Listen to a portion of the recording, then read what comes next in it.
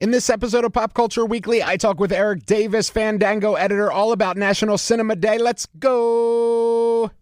Welcome to Pop Culture Weekly with Kyle McMahon from iHeartRadio. Your pop culture news, views, reviews, and celebrity interviews on all the movies, TV, music, and pop culture you crave weekly. Here's Kyle McMahon. Hello, and welcome to Pop Culture Weekly with Kyle McMahon. I, of course, am Kyle McMahon, and I thank you so much for hanging out with me today and being a listener and engager with Pop Culture Weekly. As this strike continues to go on, I'm going to continue to find creative ways to, keep the show interesting and going until we can get back to normalcy once, the writers and the actors get their due. So for today's episode, this Sunday, depending on when you're listening, this Sunday is National Cinema Day, that is where you can go to any one of, it's like 30,000 screens across the country and see a film for $4. You could see 30 films for $4 if you could fit them in 24-hour period. And that's IMAX, that's, Dolby, 3D. It doesn't matter the format, doesn't matter the film. Go see Oppenheimer and Barbie if you want for $4 each. Go see them in IMAX for $4 each if you want, or 4DX or whatever it is. They also have some classic films they're bringing out like The Goonies and Jurassic Park 3D. So I talk with today, Erik Davis, who is managing director and editor at Fandango. And of course, we all know and love Fandango. So Erik and I are going to discuss National Cinema Day and what we can expect in the end of the summer, and in the fall, film-wise. So let's get right into my conversation with Erik Davis. All right, I am here with Fandango managing editor Erik Davis. Erik, thank you so much for joining me. I really appreciate it. Yeah, thanks for having me. Of course. So first of all, I got to ask you, what exactly does a managing editor do at Fandango?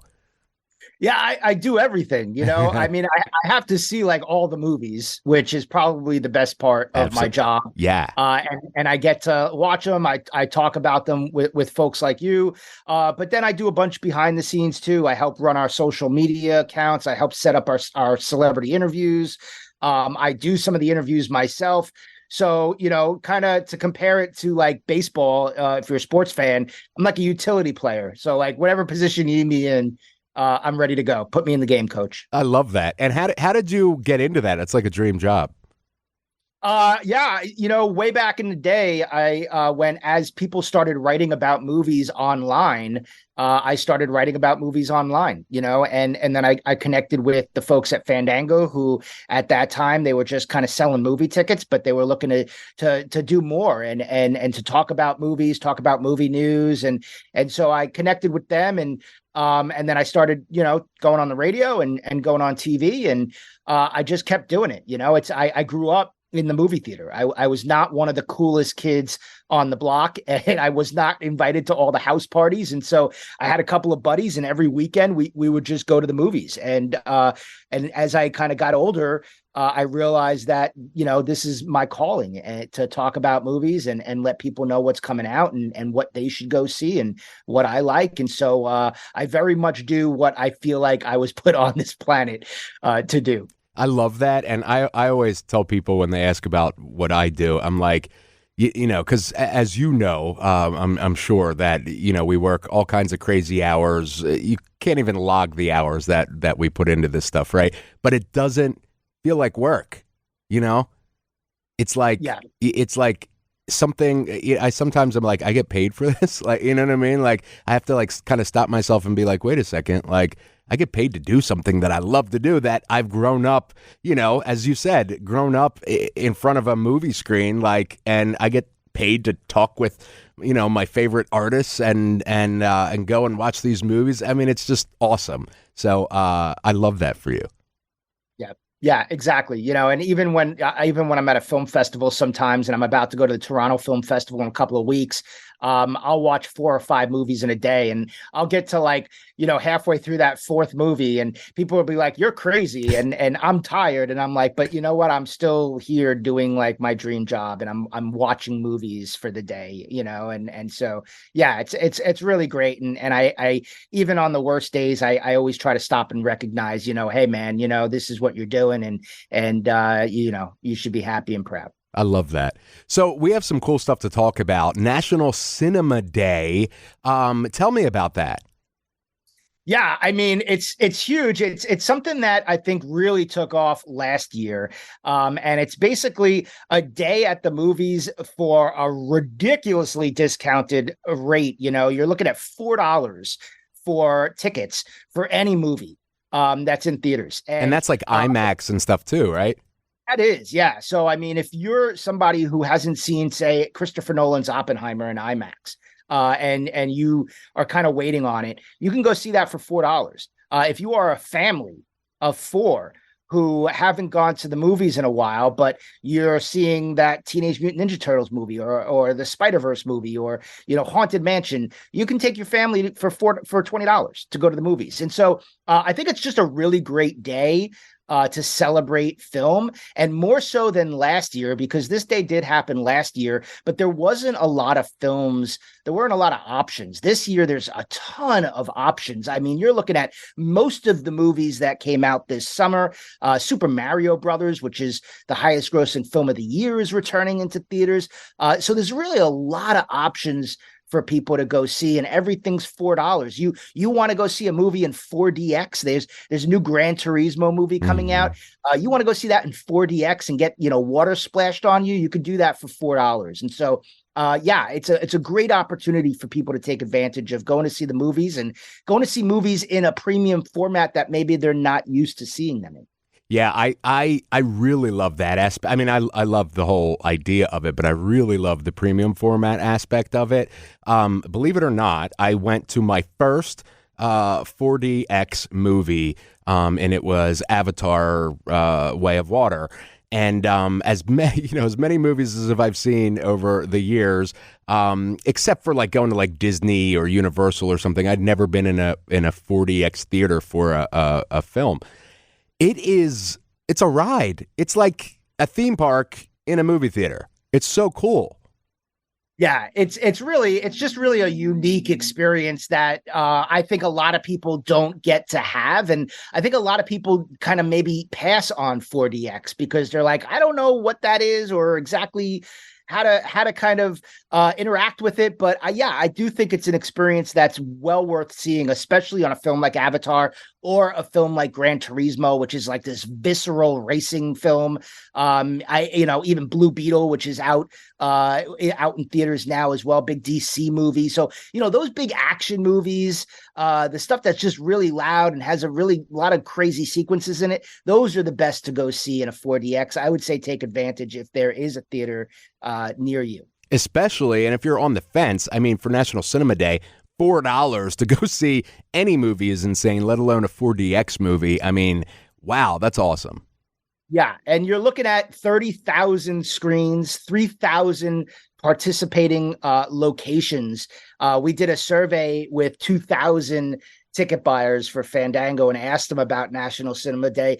Almost 80% said that they were going to go. So, I mean, this is a huge day for movies. It's a huge day for movie going. And I cannot recommend it enough. Take advantage, especially if you're somebody who just hasn't seen some of these big movies. If you weren't part of the Barbenheimer, extravaganza, you could go see literally Barbie and Oppenheimer back to back for $8. I mean, come on, it's like you have to go. Absolutely. And what's the exact date? It's August 27th. So it's a Sunday. So we're all off. We're all chilling. And it's a great day. And, I'm a family man. I have a couple of kids and, we don't get out to the movies as much as a family. And so I think days like this, a Sunday, $20, I could take the whole family to go see one of like several family movies that will be in theaters. I think that's really great, especially I'm a big Ninja Turtles fan. Me too. And I grew up with the Ninja Turtles, and it's funny because like this Ninja Turtles movie, as of this conversation, is 97% on Rotten Tomatoes. It is the highest rated movie of the summer on Rotten Tomatoes, Ninja Turtles movie. And so, if you haven't seen that one yet, go take your family. It's really fun. And I had such a great time with that movie. And we're actually going to go see that as a family on National Cinema Day. That's going to be our movie that we go see. And where can we get information on what titles and what are participating theaters and that sort of thing for National Cinema Day? Yeah, we have all that stuff on Fandango. So you could just go over to fandango.com. They created a really great trailer for it. So you'll see that on our social channels, and you'll see a list of films on Fandango. There's like I said, there's a bunch of not only new movies, not only movies that were big this year that are coming back into theaters, but also there's some re-releases. There's Jurassic Park. It's one of my favorite all-time movie-going experiences. Yeah. I remember seeing Jurassic Park, when it first came out with surround sound, when surround sound was new. And I will never forget watching that movie on the big screen. So if you're a fan of Jurassic Park, you've never watched it in the theater, take advantage. George Lucas's American Graffiti is returning to theaters. Greta Gerwig, who directed Barbie, one of her first movie was Lady Bird. As a solo director, that movie's returning to theaters. So there's just such a great menu, I would say, of movies, and we have all of those over at Fandango. You can go check that out. I love that, and we'll have all the links in the show notes and in the blogs and all that. A couple of other things. This summer has been awesome for movie lovers and the business, really. Tell me, what's your assessment? I mean, we're at the end of the summer. What's your assessment of the summer of 23? I think it's a summer of surprises. And I look at like Barbenheimer. I look at Barbie and Oppenheimer. I think if you would have come into this summer, and I had these conversations in May going into Memorial Day weekend, they were like, Erik, like, what's going to be the biggest movie of the summer? And I'm like, well, Mission Impossible, Tom Cruise is coming back. Top Gun Maverick was huge last year. I'm looking at that. And maybe I'm looking at Indiana Jones. Maybe I'm looking at that Spider-Man movie, and all three of those movies were big, and all three of those movies were fun and entertaining. But I wasn't looking at Barbie. That was a wild card. I wasn't looking at this Ninja Turtles movie as being 97% on the tomato meter. So I really do think it was like the summer of surprises, which is really great because we don't get that these days. When you look at a summer season, sometimes it's pretty easy to be like, all right, those are going to be the top three movies, and so to get like this Barbie and Oppenheimer phenomenon, I think was really great. And I saw a study that said that I think there was somewhere around 20% of people that went to go see Barbie hadn't even been back to the movies yet since before COVID. Wow. And I think that's really great that we're still getting these big movies that are reaching audiences that haven't been back yet. Because I think, I am someone who really, really believes in going to the movies. Yes, I work for Fandango, but like I told you, I grew up in a movie theater, and I feel like it's a pastime of ours that we don't want to let go of. And in this era of you're on your phone, you have a ton of streaming services, you're almost kind of conditioned to not leave your house anymore.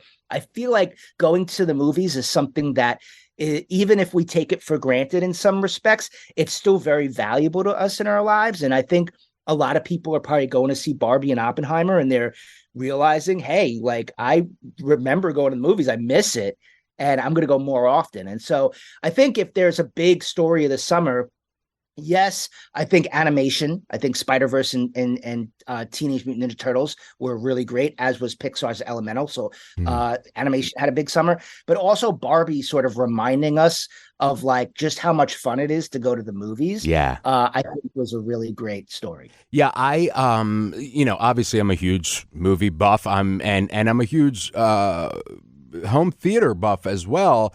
I bought a house last year, and I'm having a home theater built in the basement. I'm all for that. However, there is nothing that can replicate the movie theater experience. I'm never going to have an 80-foot screen in my house, and not just the technical aspect of it, but the communal aspect of it. Where I get to laugh with 300 strangers at the same thing, or get scared or whatever. There's something for me that's very revered about movie theater going, and that became kind of, I was kind of worried with COVID, where I'm like, even my friends are like, I'll wait till it comes on streaming or whatever. So when I went to see Oppenheimer, which, as you do, we often go to screenings or get sent screeners or whatever. I went to the theater this night, and it was the Thursday or Friday night or whatever. It was completely packed at my theater, like I haven't seen since probably not even Spider-Man No Way Home, probably Endgame. I mean, it was super packed. There were men, women, young, old, all dressed in pink and in various, shades of pink or whatever. And then there was the other group that was all going to see Oppenheimer, or they were switching or whatever. It made me feel so good to see, 5 lines of concessions with 100 people in them each. And not that normally that would, maybe anger me a bit, or annoy me a bit. But I was so happy to see it on, I think it was a Thursday night. All of these people coming out for an event that could not be replicated at home. You know what I mean? When I'm at home watching something, I'm in whatever, shorts and a t-shirt or something. If I have friends come over, it's kind of the same thing. Like, people were dressing up for Barbie and doing, I heard strangers talking in line saying, are you doing Barbenheimer or whatever? Like, people, it was creating discussions with people that wouldn't have otherwise been interacting with each other. And you cannot replicate that at home. You can't. No, you can't. There was a quote recently where somebody had interviewed a bunch of studio interns, people who are like maybe early 20s, and they were asking them about kind of their watching habits, and one of them said that if a movie is released straight to streaming, it doesn't reach me. It doesn't resonate with me as an event like a movie that goes into theaters. And it kind of feels like, yes, look, are there movies that you watch at home that haven't played in theaters that you enjoy? Sure. But for a movie to feel like an event, for it to stand the test of time, for us, if we sat here 10 years from now, 15 years from now, looking back at this era, we're going to be talking about Barbie and Oppenheimer. We're going to be talking about Spider-Man No Way Home and Avengers Endgame, all of these films that were big theatrical experiences.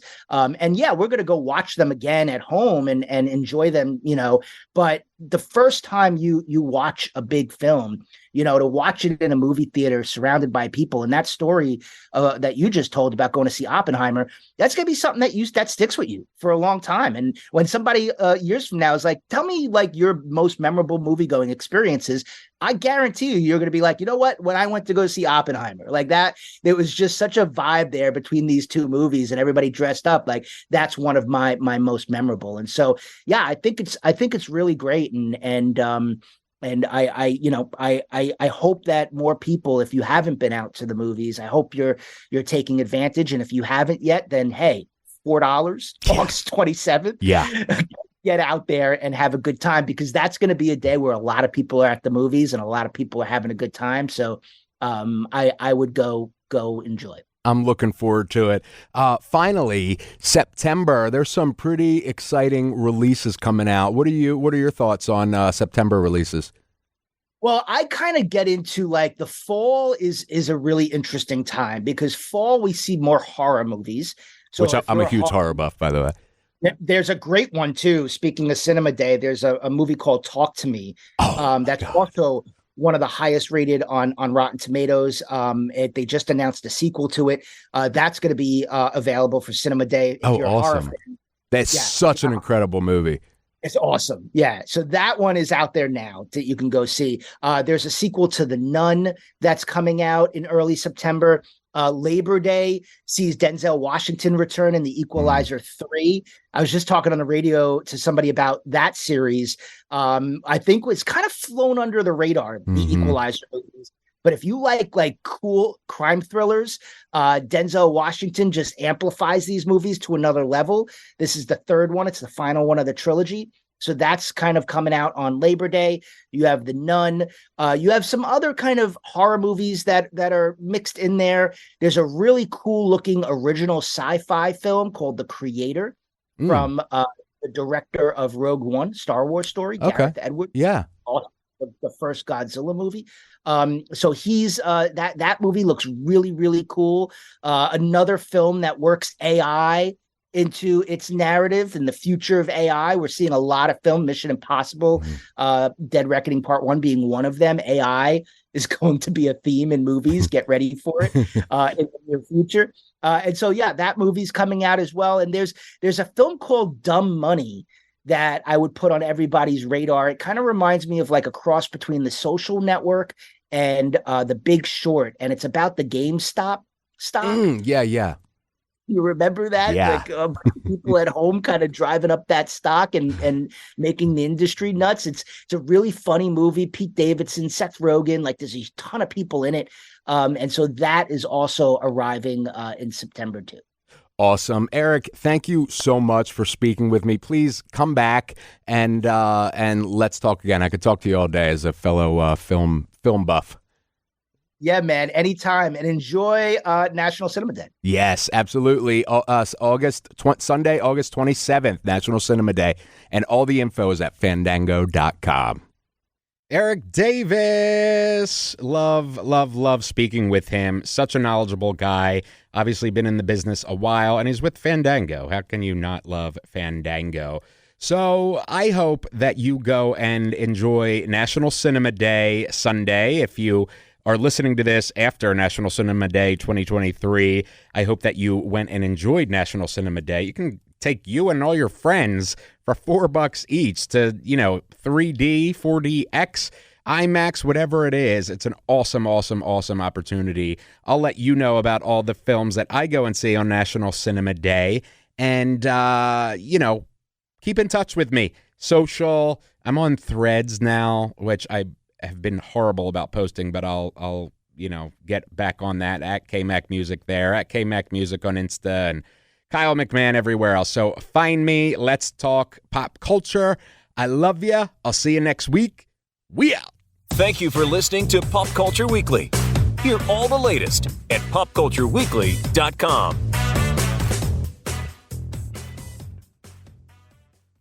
It's National Cinema Day. Such a glorious day to play at the movies.